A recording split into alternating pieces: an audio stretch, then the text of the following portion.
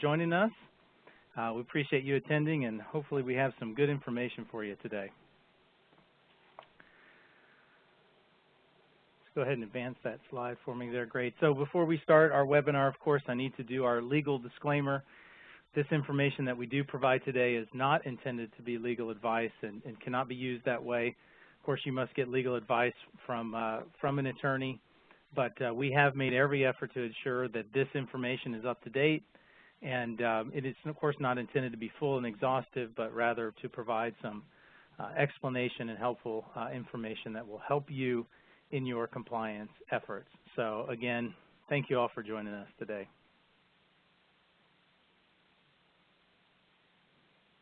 So just a little bit about us. KirkpatrickPrice is a licensed CPA firm. We do provide assurance services, audit and compliance to over 300 clients in more than 42 states, Canada, Asia, and Europe. We have over 10 years of experience in providing information, security auditing, and as well as compliance assessments, audits, and tests that strengthen internal controls. So that's a little bit about our background.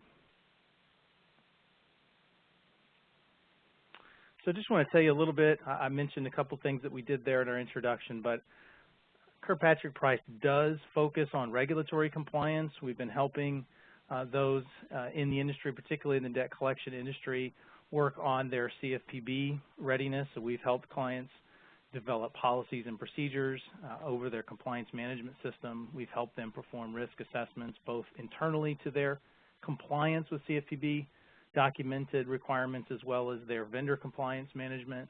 We've performed CFPB mock audits as well. And KirkpatrickPrice also specializes in information security guidance. We are a PCI QSA as well, so we're able to perform PCI certifications. Because we're a CPA, we're able to perform both SSA 16 and SOC 2 engagements as well as FSMA, preparing you for federal collections and working with the federal government as well as ISO compliance, which is an information security framework. So a little bit about us. Obviously, we work with clients in helping them comply to various requirements, and so we come with that perspective to the webinar today. So I want to go ahead and introduce Jessie Skibby. She's going to get us started today. Jessie is a former Chief Compliance Officer herself with over 10 years of experience in the ARM industry. She is the Director of Compliance Services here at KirkpatrickPrice. She's focused on helping clients meet regulatory compliance and information security objectives. She is a Certified Credit and Collections Compliance Officer. She's an ACA scholar, as well as a CISSP, a Certified Information Systems Security Professional. She's a PCI QSA as well, and she also attained the DBA certification as well. So I'm going to welcome Jessie Skibby. Thank you, Todd. I'm very excited about this topic. This is the second session in our Chief Compliance Officer series, so I hope you're all enjoying what we have so far. I would really love to hear any ideas for future topics, if there's anything that you're struggling with, particularly focused, on the Chief Compliance Officer role. As we talked about during our last session, a really good overview of what it means to be that Chief Compliance Officer. So this is the second in our series because I believe that, the compliance analytics, the topics that we're going to present today are really focused on part of that role as Chief Compliance Officer. So again, we try to keep these sessions very educational, inviting some industry experts and trying to really help you with your compliance objectives, as Todd mentioned. I do want to say also very quickly that we would love to take your questions at the end of the presentation today. So if you could use the Q&A feature within WebEx, and if you're having trouble finding that, it's up on the little green bar. If you click it, there's a little down arrow with options, and that's where you can find the Q&A feature. So definitely feel free to, as questions come up, feel free to submit those, and because we've got some time reserved at the end of the presentation today to go ahead and answer all those questions that we can. So I wanted to start off today you know, around the definition of analytics. And I know you know what that means, but I did a quick Google search as I was looking at this topic, and the first thing that pops up, of course, is Wikipedia. And I thought it was interesting what Wikipedia said about analytics, because the very bottom is, you know, analytics often favor data visualization to communicate insight. So if we think about the monitoring efforts that we have to do surrounding our compliance management system, you know, using data analytics is such a powerful way to paint that picture and to visualize and to also communicate with others within the organization about, you know, where you are, you know, what is your overall position on compliance. So going to the next slide, you know, to kind of bring greater depth of what the definition is and what the goal of this session is today, is to kind of marry the two. You know, compliance analytics, what does that mean? The compliance analytics is really what I see as a component of the management review, as well as the, you don't really see it there, but underneath audit on that graphic should be the word monitoring. It's definitely a component of that monitoring function. And it's performed during the check phase of your overall compliance management system. So you've done the planning, you know, you've done the risk assessment, you've written the policies and procedures, you've done the do portion where you've implemented these procedures within your organization. And now the check phase is where you're going to do that continuous monitoring, and you're looking for those areas of improvement. So that's where I see compliance analytics fitting in. It's right before, obviously, you act. The next thing you do beyond that is you act on those weaknesses that you find. So what we're going to talk about today is really about using the data that you're already collecting and using it to paint a picture and tell a story about, you know, where you are and what improvements that you need to do. One thing that I wanted to bring up before I forget it too, as I was preparing for this, I was looking again at, you know, the three main principles that guide the CFPB in their examination and supervision process. And those three things, again, are they're focusing on consumers, they're data-driven, and consistency. So those three things are what the CFPB say are their guiding principles. And if you think about them being a data-driven organization, this really fits in line with what they are doing and with the way they are looking at you. And we're going to talk a lot more about that later when we talk about complaints. But definitely, you know, looking at your own complaint analytics and remembering that, you know, the CFPB and their focus is very data-driven kind of tells me that you should be data-driven. You should know what, you know, what that data, what kind of story that data is telling about you. So before I go any further into this topic, I want to introduce our guest today, and you can go to the next slide for me, please. I want to welcome Ann Thomas. Ann is the Senior Compliance Counsel and Chief Compliance Officer for Cavalry Portfolio Services. She's in charge of designing and implementing Cavalry's compliance program. She's worked in the credit and collections industry since 2004. She's also an ACA Credit and Collections Compliance Officer, Scholar, and Fellow for ACA, as well as holding the DBA Certified Receivables Compliance Professional. So welcome, Ann. Thank you for joining me. Thank you, Jesse. Good afternoon, everyone. I just want to take a brief moment to thank Jesse and KirkpatrickPrice for having me on today's webinar. Compliance analytics is really a crucial component of your overall CMS, and really it's the foundation of maintaining a proactive approach to compliance.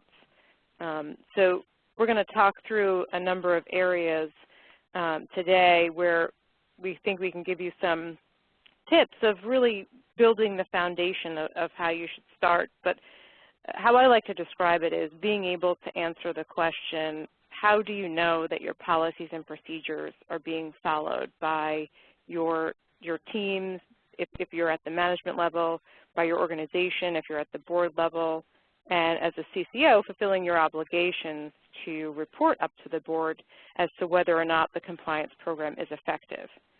So where do you start, of course, is the question we all ask ourselves when sitting down and sort of building out what an analytics program does. And if you're a chief compliance officer, analytics, sometimes you think of technical, and that might not be your background, but that's okay. You don't have to build the actual queries. You just have to be able to know where to start.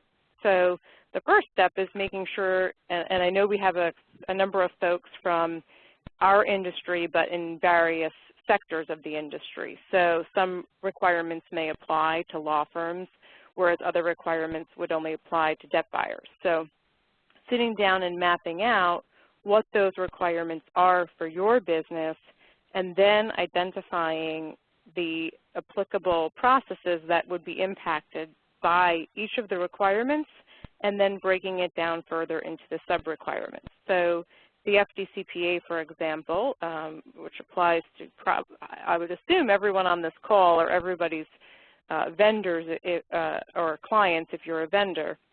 So breaking it down into the sub-requirements, so your initial communication notice, what you do with respect to disputes, validation requests, post-dated checks, all of those requirements would affect different processes within your organization.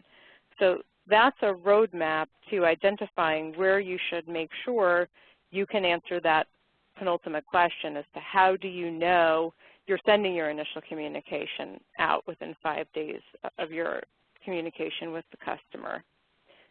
So moving on into the next piece, I'll send it back over to Jesse, but we're going to have more of a discussion about these slides, so we'll probably both be jumping in as we go. So again, as Jesse said, feel free to submit your questions to us, and we'll make sure to cover those at the end. Great, thanks, Ann.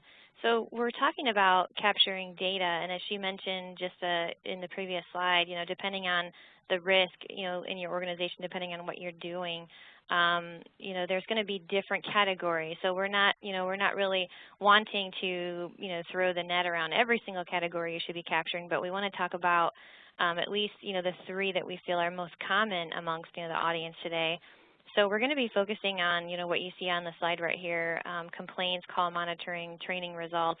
Some other areas that you may want to consider are, your internal audit results and your vendor management audit results. Those are all things that you could put, some numbers around, and be able to start monitoring using data to kind of, cause things to stand out. So the ones that are bold are the ones that we're going to talk about today. But I know this is, like I said, it's going to vary amongst, if you're an active or a passive debt buyer, if you're an agency or a collection attorney. So Ann, what do you think are some examples of components that maybe not on this list if you were a collection attorney, for example?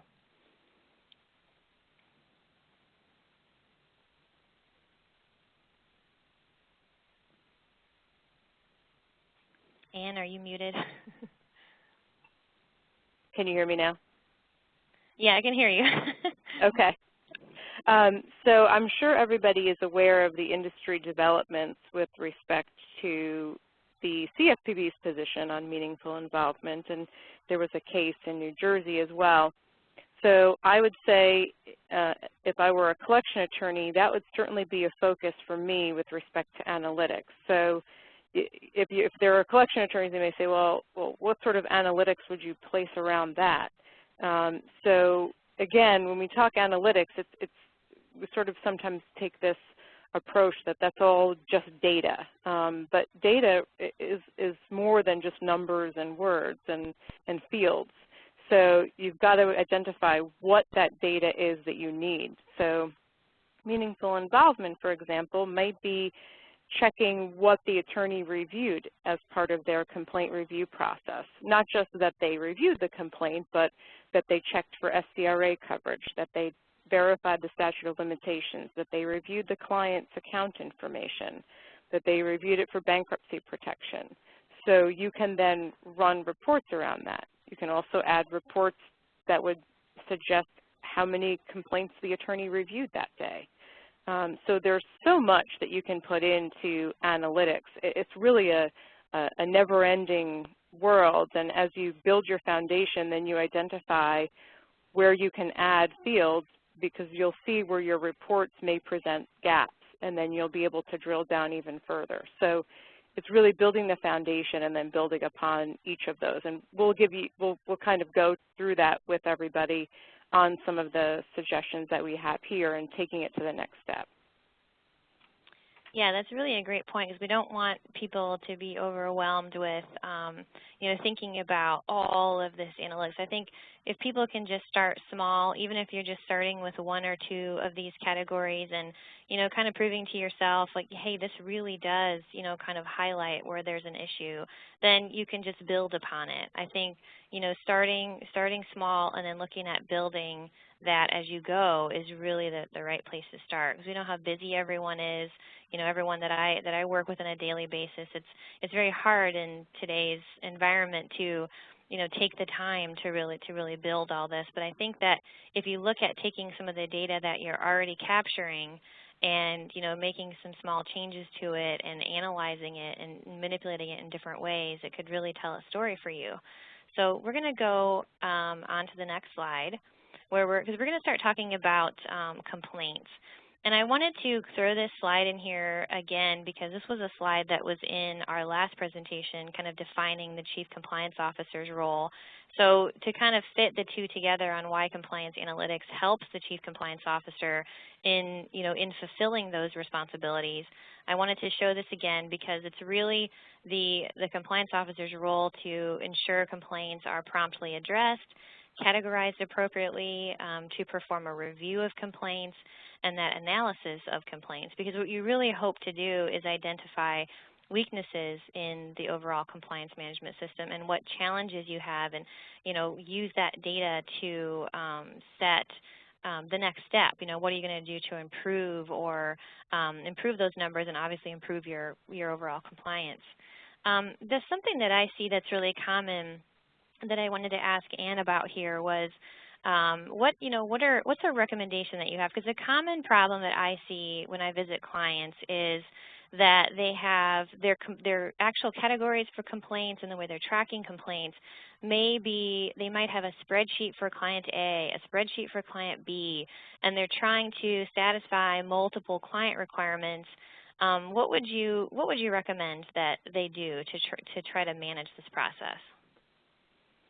Sure. So you actually touched on it a little bit, Jesse, in the slide before. It's looking at the data that you're already capturing. So if client A is asking you to report on unfair, deceptive, abusive acts and practices as a specific requirement, and client B is asking you to report certain types of complaints to them within 24 hours and other types within 3 days, you can start building all of that inside of your overall complaint report because you want to make sure that you're looking at that data because undoubtedly you're going to have a conversation or someone on your team is going to have a conversation with your client about that report. So you want to be able to see that. Additionally, if you're separating out client-specific reviews, you may be missing opportunities that might identify a pervasive weakness or concern across your entire portfolio or your entire inventory. So I would not suggest looking at client-specific data and not importing that into your overall complaint reporting system. Right. Yeah, I mean, my goal here is to tell everyone stop with the individual spreadsheets. You have to look at it as, this is these are your overall complaints, and they're going to tell a different story if you're looking at all of them versus, only just compiling them because a client is asking for them. I think that it's really important for you to consolidate that and look at that. I mean, obviously, you still need your method of getting those complaints, to your clients, but I think it's really important to take a look at your overall organization the best that you can. So we're going to move on to the next slide here, and I wanted to point out a couple of places where the examination procedures refer to the analysis of complaint data. What they're saying in the exam procedures is they want to determine if complaint data and individual cases drive adjustments to the business practices. So really it's, are you using that complaint data to identify a problem and put a corrective action in place? And the same thing for what's right below it. So they're telling you to do this analysis and to look for particular violations and data integrity problems. So it's a really good way to look at your complaint data to see what story it's telling.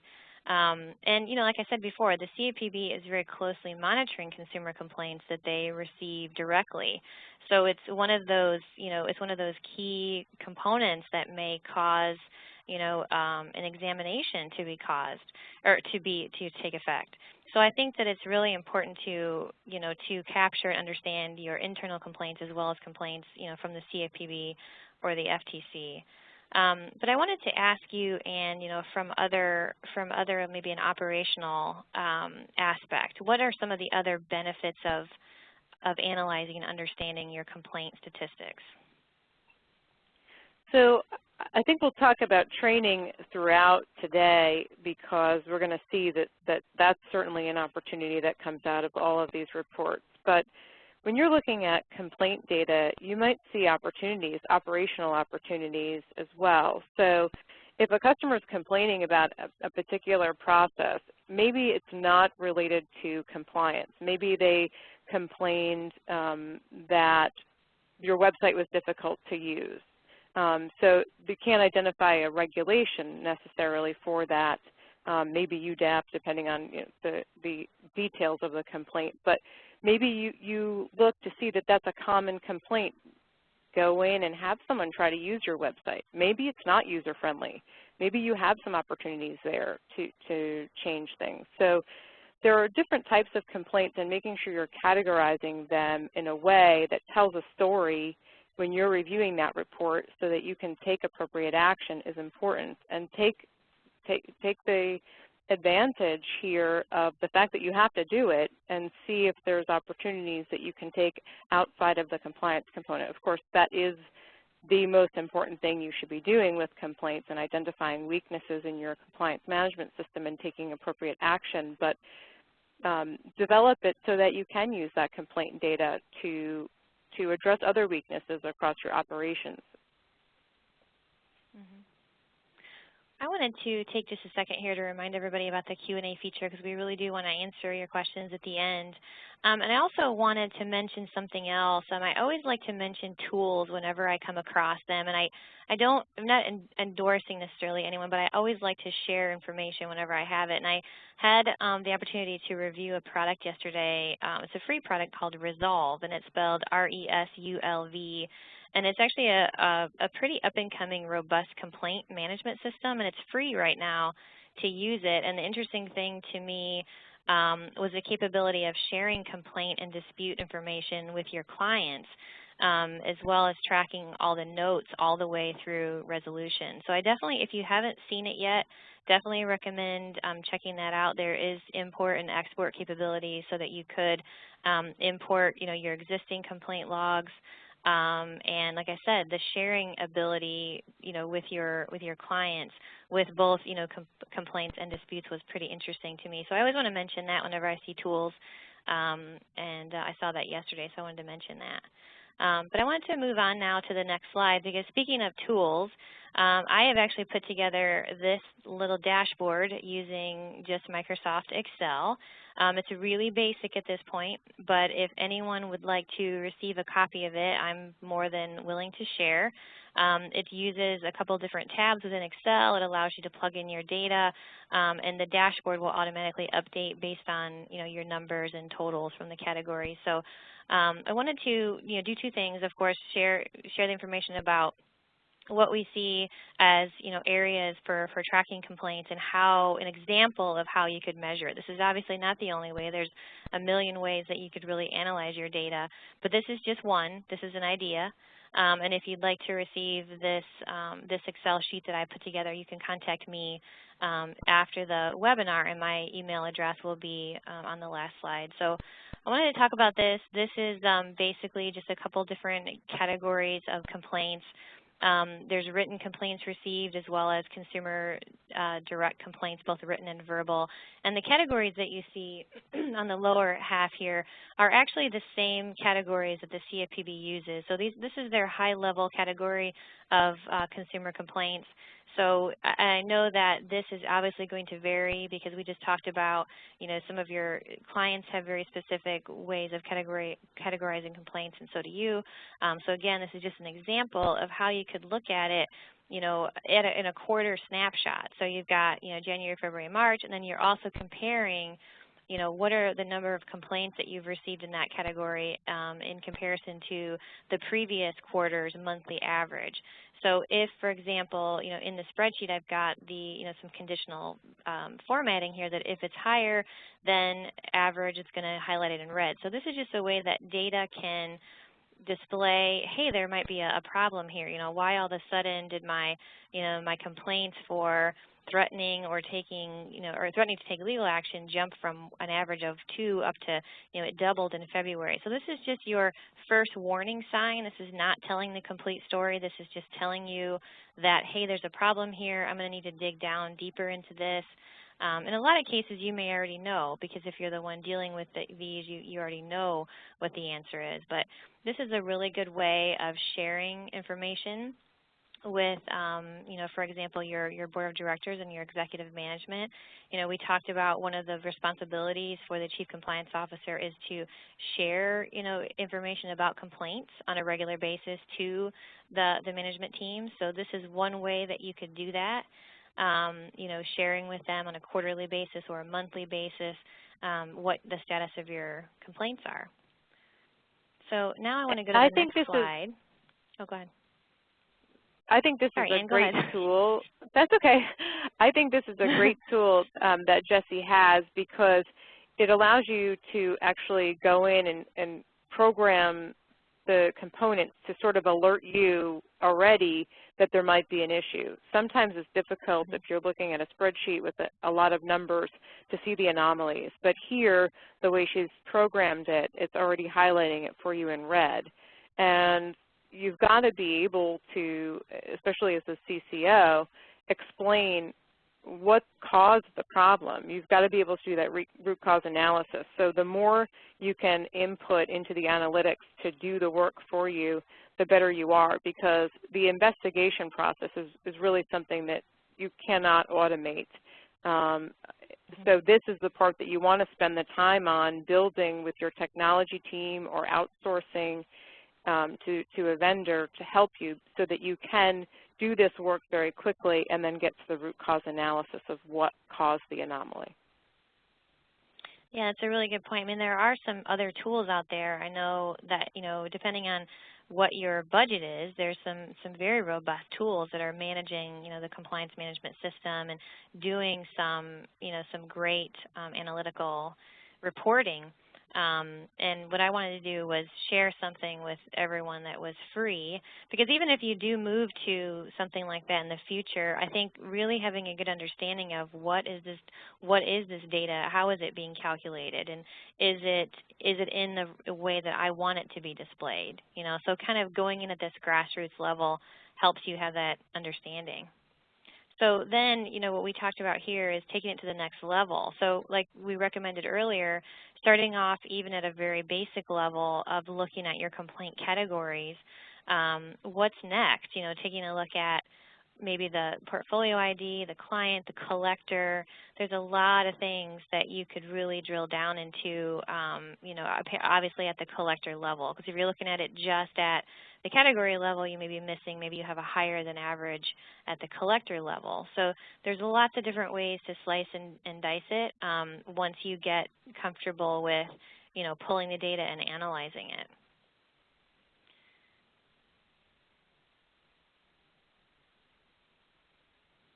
So let's go ahead and move on to the next topic, because we're going to talk about call analytics. Call analytics is another really key area to look at, because I think, I see everyone, for some time now, there's been a lot of scoring of calls.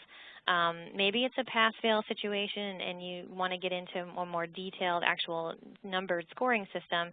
But I think this is data, for example, that you've had around for a very long time now. I think what I'm suggesting is that you take that data and do something to analyze it.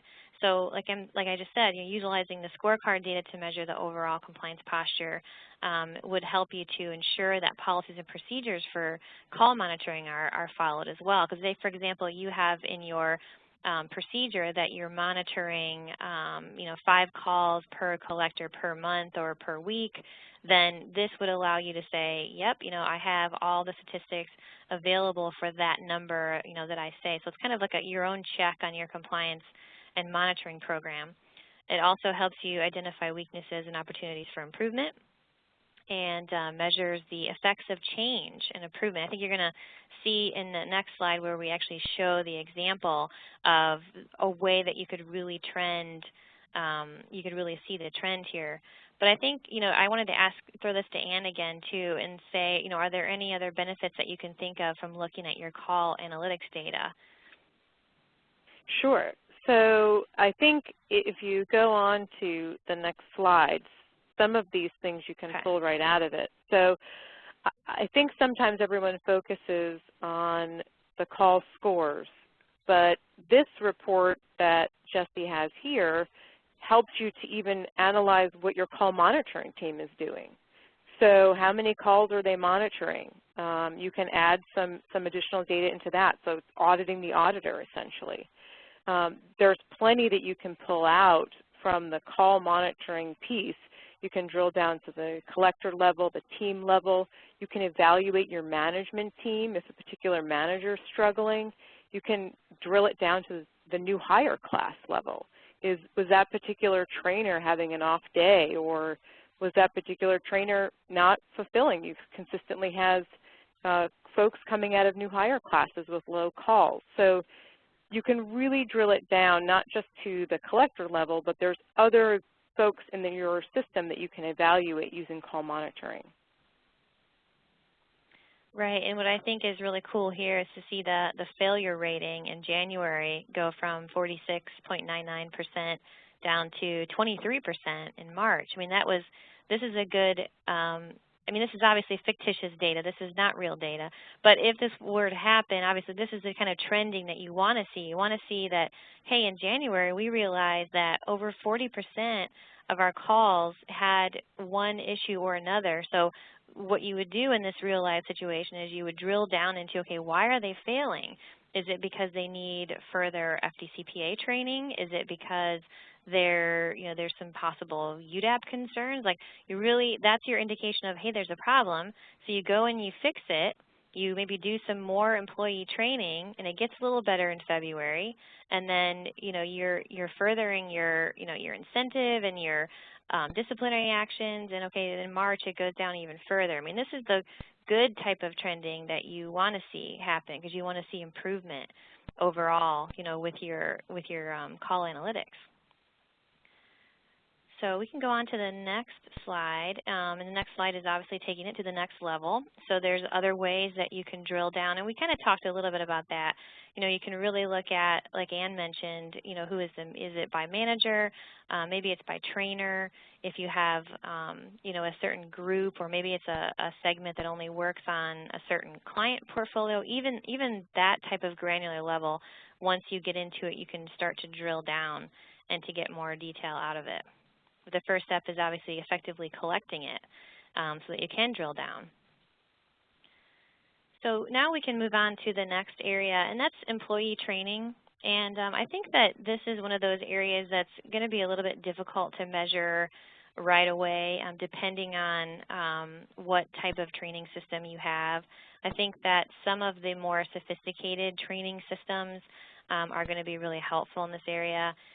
Versus just having a pass-fail test scenario. But so the training, measuring that on a regular basis can really kind of show you or paint the picture of your overall, compliance posture. What is your culture of compliance? What is the knowledge level of your employees?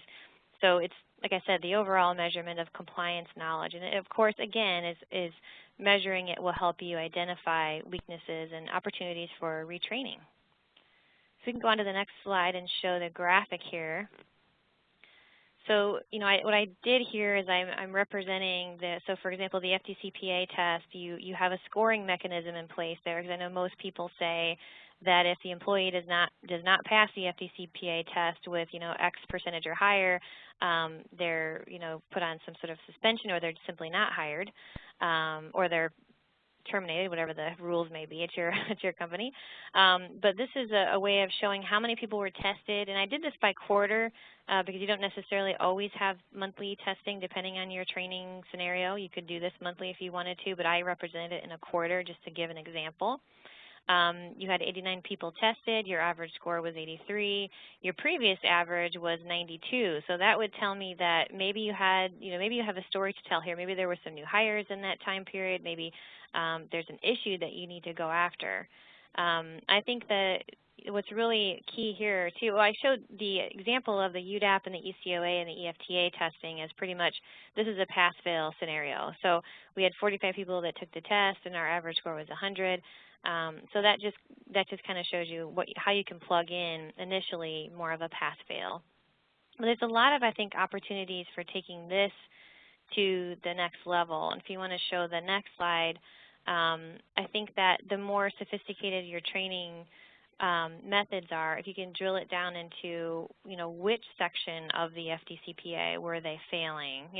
How can you identify areas for retraining? So if it's modular and you have the ability to drill down to that level, I think that taking it to the next level there would be really beneficial if you have the capabilities of doing that. And I also think it allows you, in the way you have the template set up, Jesse, it allows you to also identify whether the appropriate people tested that quarter, or that month. So you should have some sort of annual testing inside of your company, and you need to be able to answer that question. How do you know all of your employees who were required to take annual FDCPA refresher testing took the test? Well, I know I have 89 employees, so I see 89 took the test. If it was 87, you'd want to drill down and find out what happened with those two folks. So there's so much more that you can do with analytics, and we're just touching on, some tips on these, but really the best thing to do is sit down and look at the data that you're already capturing and develop reporting off of that. So once you look at the data and do your root cause analysis, you've got to take the action. You've got to make sure that the action is appropriate, that it's being reported, of course, up the particular levels depending on where you are inside of the business. But I think it's really identifying what else could we use the data we're already capturing for, because so many of us are already doing a lot of this, and agencies and law firms might be doing it for clients, and you may not be taking advantage of some of that information internally. So I would urge you to look inside of what you're already capturing, and I think it's great that Jesse's going to give these tools to at least help you build that foundation. Yeah, it's a really great point about giving this data to your clients that are asking for it. I think that that knowing and understanding what that data really represents before your clients identify a problem for you, you should know what that problem is before they tell you about it. And I think the more proactive you can be, and that's what this data analytics is all about, is being proactive in trying to identify a problem before obviously your client sees it and is asking you about it, but to be able to continually monitor and make those changes within your own organization, because it is a lot of responsibility that the Chief Compliance Officer really has as far as maintaining the overall compliance management system. So this is really, I think, key to understanding if you're a Chief Compliance Officer, because it's only going to help you in, I guess, sleeping at night. You know that your numbers are good, everything is running smoothly, you're making improvements, the trends are showing in a positive way. I think it's just one more way to, to kind of know that the changes in the job that you're doing is effective, So I think that's one really positive way I would look at it. So I'm hoping that people are using the Q&A feature, because we're definitely going to have some time at the end of this presentation, because we're really coming to a close right now, to answer those questions. But I wanted to mention, if you want to go to the next slide, our next topic in this particular series, the Chief Compliance Officer series, is going to be about constructing the internal audit framework. So I know this is a lot of questions, or this is something that we see questions a lot, coming to us at Kirkpatrick Price about how do we develop an internal audit framework. I think quite often people have asked us, do you have, kind of an off-the-shelf product that we could just plug in? And we really don't at this point have that type of solution. But I think that, the way we can help you through in our next session, walking through what an internal audit framework could look like, picking out some most common areas, and kind of giving you some guidance on that. So we definitely look forward to that topic, and that'll be sometime in November of this year. So Todd, I will put it back to you and see if we have any questions. Absolutely. Well, thank you, Jesse and Ann, for bringing the information today to us. It was very, very helpful. Yeah, and so I do want to encourage you to open up that Q&A box there and shoot us your questions, and we'll be happy to kind of work through those. I know one of the questions that we've gotten, we always get, is will you provide the PowerPoint presentation? And the answer is yes, absolutely. There will be a link to download the presentation in the follow-up email, so just be watching for that. So a couple of questions here. One question here real quick is, in call monitoring for compliance, do you see an average number of calls per collector as a general goal, or possibly a percentage of total calls as the goal? Do you have any kind of feedback there, Ann or Jesse, about that?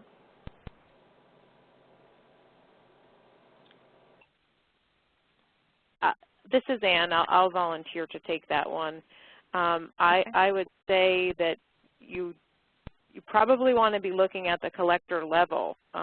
Sometimes if you're doing total calls, you might actually miss 1, 2, 3, depending on how many collectors you have, entirely in your call monitoring program. And you'd want to make sure whatever sample selection you're using is going to cover everyone that's making calls. Okay. One thing that I wanted to add too is I've seen another kind of concept that I have seen that I thought was a good concept was using, if you have the, I guess, luxury or ability to incorporate, the voice and speech analytics into your environment. I know a lot of companies are using that to identify calls that, they should be monitoring at the agent level, depending on, that again would be kind of alerting you to a possible situation, and then you go in and kind of audit the call at that point in time. But I just wanted to mention that as something I've seen that is effective. Great. One of the other questions that we have here is do you feel that the CFPB's categories of complaints are, number one, comprehensive enough, the categories you mentioned earlier, Jesse, there in your slide, and do you feel like they're specific enough to use as an analytic tool? I do believe so. I mean, there's definitely a lot more subcategories that go beyond those high-level categories that go down into a lot more granular detail. So I think my recommendation would be if you're to start with that, I think it's a good starting point. But I also think that before you sit down and finalize what your categories are, it's good to take a look at what your clients are asking for. There should be a balance between what are your clients asking for as far as categories, what is the CFPB looking at, and what may be something specific to your organization that you hear of. And I think Ann brought up a good point too. I mean, it's a simple example, but I'm sure you could think of others, that your website's not functioning correctly, or if there's something that you utilize in your operation that's critical and you might want to capture something if a consumer is complaining about it. Those are all, I think, customizable, and it really should be according to risk. And I think one of those risk factors is, how is the CFPB looking at it? Because when they're getting the complaint from the consumer, and I know that system is not perfect either. I hear a lot of companies tell me that the complaint categories that are coming in are not necessarily what the consumer is saying. So it's all, you have to take all that into consideration. But I do think it's a good starting point to utilize that. And I think utilizing the subcategories as well as those high-level categories is going to get you to that more granular level. Great. So, Ann, did you have any comment on that one? Or I think ready Jesse, for the next question? Yeah, I'll defer to Jesse's answer on that one. Great. So another good question came up, and I was going to ask this question myself, but we had this question posted here about sample size. You know, and the specific question was at the agent level, what's the best sample size? But I just want to ask that question in general in terms of analytics. There's several other categories that we could think about there in terms of sample size. So, and I know some of this we'll get into in our next webinar in the internal audit conversation. Obviously, sample size is going to be a key topic there. But can you kind of touch on that? What's a effective sample size? You mean, are you talking about call analytics? Is that what we're talking about here? Yeah, they're saying at the agent level, and I would assume that the question here is related to call analytics. Sure. But so we can start there. Absolutely. I would say with call monitoring, there's no hard and fast number that you can just pick and say we're going to, our sample size is going to be X. You have to do some internal inquiries to come up with what your confidence interval is going to be, so, and your sample size is going to be. So if you're a law firm and you're not making a lot of outbound calls, then your sample size could be quite small. If you're a collection agency and you're calling all day and that's your core business, then your sample size should be larger. So I think you have to look at what your business is, how many outbound calls are you making, how many right party connections are you making, and do some analysis in coming up with what that number is. And I think it's going to vary by business type and by company. Okay. And Ann, I'll just ask a second follow-up question there in terms of doing some analyzing there to determine the best sample size. Could you speak to that? I mean, I know in my mind I'm thinking, so I pull a 10% sample size, a 30, you know, a 5, and you know, I look at those results. I mean, kind of, can you maybe give us a little bit more detail there in terms of how you would determine that? I think it's going to be a little bit of what I said. So if you say I'm going to look at 10% of the calls per collector, what does that? What number is that? Do you have the resources there? You don't want to put yourself in a position either to say we're going to listen to 10% of the calls when you have 2 folks listening to 100 collectors, because you're never going to get to that number. So that's right. You've also got to do that resource evaluation. If you have voice analytics, that sample size, you might be able to make it smaller.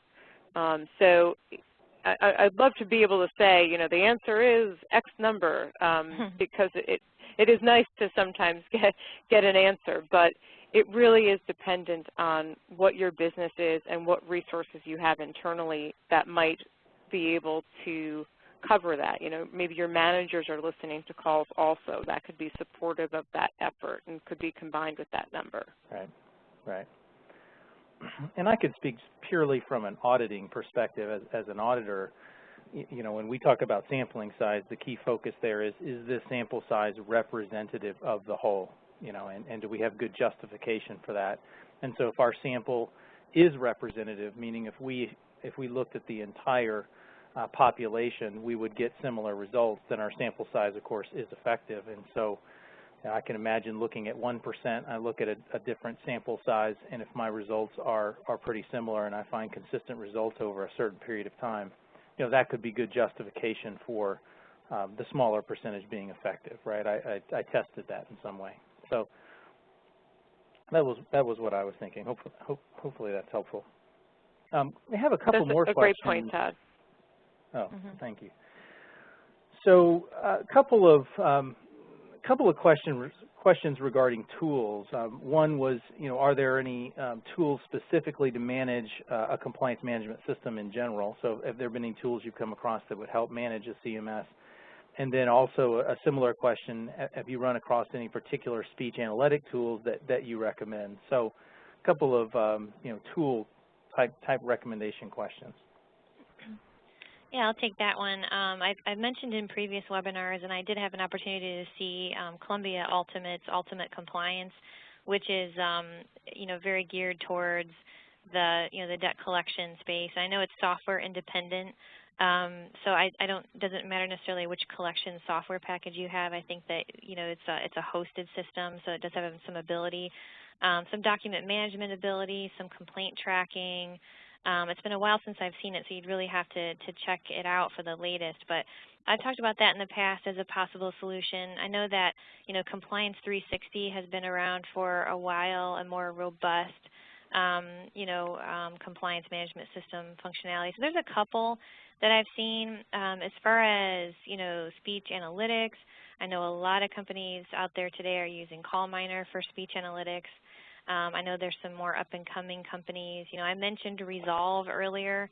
Resolve as a complaint management system right now. I know that they have some futuristic plans to expand that, to add some document management and some other functionality to their software platform as well. So I know there's some that I'm missing, but those are just some of the ones that I've had the opportunity, I guess, to see personally.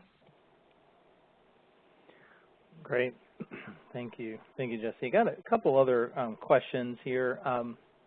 And earlier in the webinar, you were mentioning the specific example of a collection attorney trying to grab some analytics regarding meaningful engagement.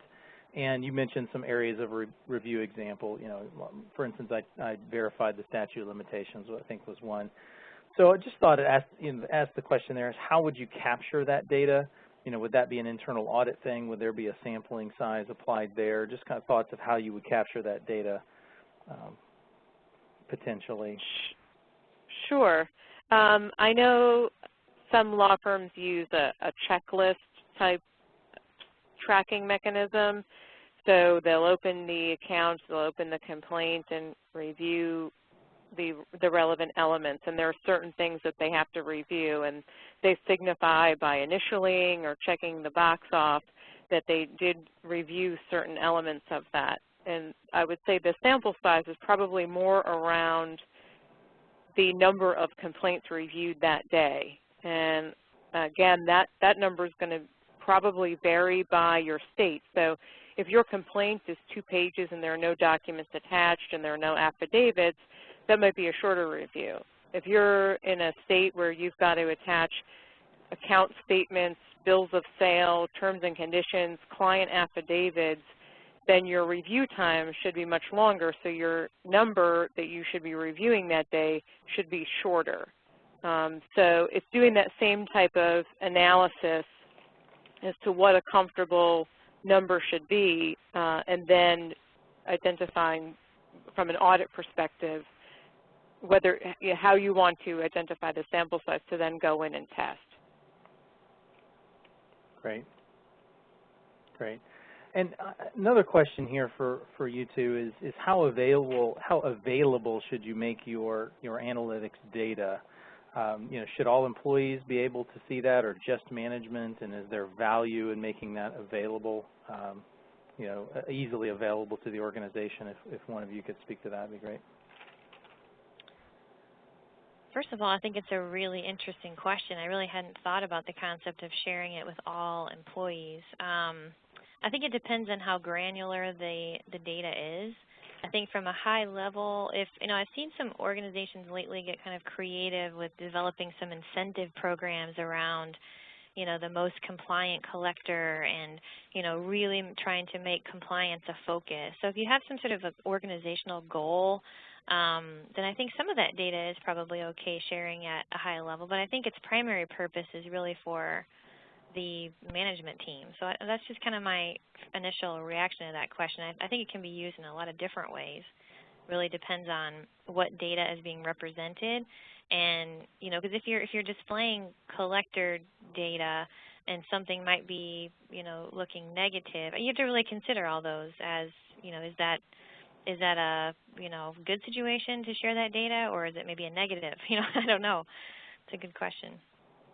Right. Just to add to that, I think it also depends on what data you're analyzing. So as you build out your compliance analytics program, as a Chief Compliance Officer, you want it to sort of outline what that data is, and the report should come into you where you then analyze, perform your root cause analysis, your investigations, and report the results up. So depending on what level of the business is doing that analysis, they may want to share that report. So if you're looking at call monitoring, for example, or call analytics, then your operations team may want to share that report with collection managers.